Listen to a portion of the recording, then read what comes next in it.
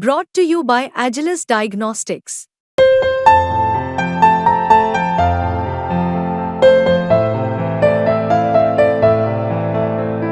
Agilus Diagnostics. अमेरिकी short seller firm Hindenburg बीते साल 2023 की शुरुआत में ये नाम सुर्खियों में था, और हो भी क्यों ना।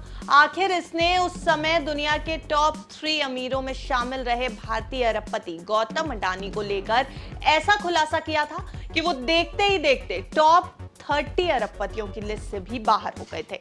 अब करीब 18 महीने बाद ये फिर से चर्चा में है, और इसका कारण है इसने भारत में मार्केट रेगुलेटर सेबी पर निशाना साधा है और इसके चीफ माधवीपुरी बुच और उनके पति पर अडानी ग्रुप के साथ कनेक्शन का हवाला देते हुए गंभीर आरोप लगाए हैं। आइए जानते हैं कि आखिर कैसे तैयार होती है हिंडनबर्ग रिपोर्ट और कैसे हुई थी शॉर्ट सेलर फर्म की शुरुआत, जितने कई गंभीर आरोप सेबी चीफ पर लगा दिए।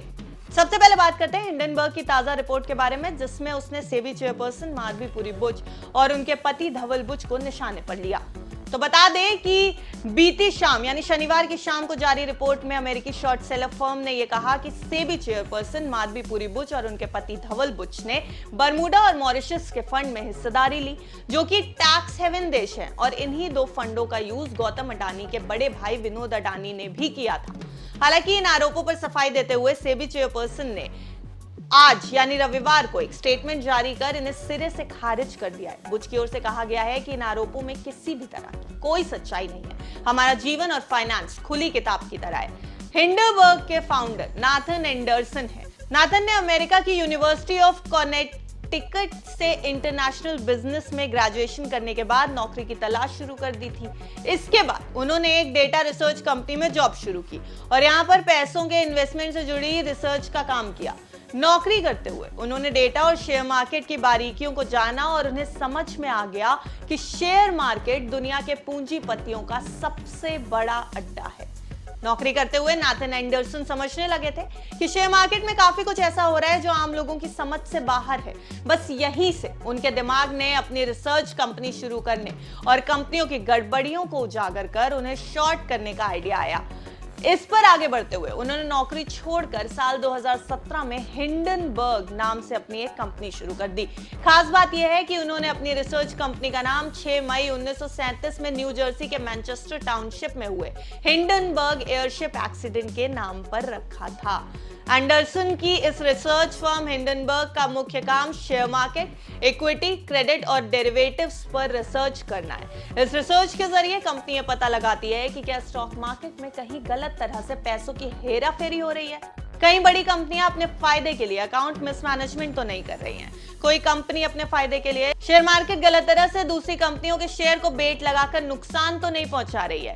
इन सब बिंदुओं पर पूरी तरह रिसर्च के बाद कंपनी एक विस्तृत रिपोर्ट तैयार करके उसे पब्लिश करती है। चलिए अब बात ये करते हैं कि हिंडनबर्ग को तगड़ी कमाई होती कैसे है। तो आपको बता दें कि नाथन एंडरसन की कंपनी एक इन्वेस्टमेंट फर्म के साथ ही शॉर्ट सेलिंग कंपनी भी है।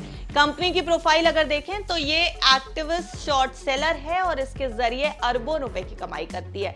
बता दें कि शॉर्ट सेलिंग एक तरह की ट्रेडिंग या इन्वेस्टमेंट स्ट्रैटेजी होती है। इसमें कोई भी व्यक्ति किसी खास कीमत पर स्टॉक या सिक्योरिटीज खरीदता है और फिर कीमत ज्यादा होने पर उसे बेच देता है, जिससे उसे जोरदार फायदा होता है। अगर आपको हम ये बात उदाहरण के तौर पर समझाएं तो अगर किसी कंपनी के शेयर को शॉर्ट सेलर इस उम्मीद से खरीदता है कि भविष्य में 200 रुपए का स्टॉक गिरकर 100 रुपए पर आ जाएगा, इसी उम्मीद में वो दूसरे ब्रोकर्स से इस कंपनी के शेयर उधार के तौर पर ले लेता है। ऐसा करने के बाद शॉर्ट सेलर इन उधार लिए गए शेयरों को दूसरे निवेशकों को बेच देता है, जो इसे 200 रुपए के भाव से ही खरीदने को तैयार बैठे होते हैं। वहीं जब उम्मीद के मुताबिक कंपनी का शेयर गिरकर 100 रुपए पर आ जाता है तो शॉर्ट सेलर उन्हीं निवेशकों से शेयरों की खरीद करता है। गिरावट के समय में वो शेयर 100 रुपए के भाव पर खरीदता है, जिसे उधार लिया गया था उसे वापस कर देता है। इस हिसाब से उसे प्रति शेयर 100 रुपए का जोरदार मुनाफा होता है। इसी रणनीति के तहत हिंडनबर्ग कंपनियों को शॉर्ट करके कमाई करती है। तो ये तो थी वो पूरी रिपोर्ट जिससे हमने ये बताया कि आखिर हिंडनबर्ग की शुरुआत कैसे हुई, हिंडनबर्ग रिसर्च अपनी रिपोर्ट कैसे बनाती है और आखिरकार ये शॉर्ट सेलिंग है क्या जिसके जरिए हिंडनबर्ग की कमाई होती है। आपको ये रिपोर्ट कैसी लगी हमें कमेंट करके जरूर बताएं और देखते रहें विस्तार।